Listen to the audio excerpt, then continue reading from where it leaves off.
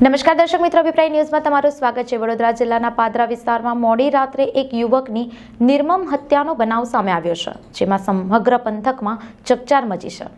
વડોદરા જિલ્લાના પાદરા તાલુકાના ડબાસા રોડ પર આવેલી મહલી તલાવડી નજીક મોડી રાત્રે એક યુવકની હત્યા કરવામાં આવી છે। મૃતક યુવકની ઓળખ શનાભાઈ રાવજી ચાવડા તરીકે થઈ છે।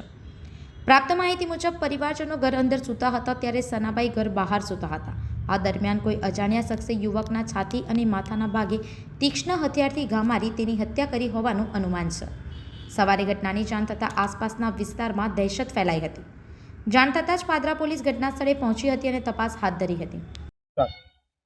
ચાવડા મોતીભાઈ રાવજીભાઈ રહીએ મહલી અને મારા ભાઈને આ રીતના કંઈક મારી નાખ્યો છે અને મેં એની તપાસ પોલીસ ફરિયાદ કરી છે।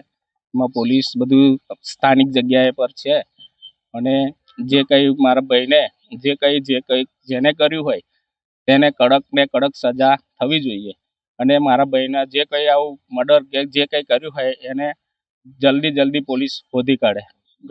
ઘટના સ્થળ પર પોલીસ અત્યારે હાજર છે। ઘટના કેવી રીતે બની, કેટલા વાગે ઘટના અમે લોકો રાત્રે સૂઈ ગયા હતા એટલે અમે દૂધ ભરવા ગયો, દૂધ ડેરી પછી આવ્યો તો 7:30 મને ખબર પડી કે આવું થયું છે। આજરોજ પાદરા જંબુસર હાઈવે પર જે મહલી તલાવડી ગામ છે ત્યાં એક સનાભાઈ ચાવડા કરીને આશરે 45 વર્ષની ઉંમર છે, તે ઘરે એમના જોતા એમને મૃત મળી આવેલ છે। પ્રાથમિક દ્રષ્ટિએ પોલીસને મર્ડર થયું હોય એવી આશંકા છે અને પોલીસની તમામ ટીમો અહીં લાગેલી છે અને આગળની તપાસ ચાલુ છે।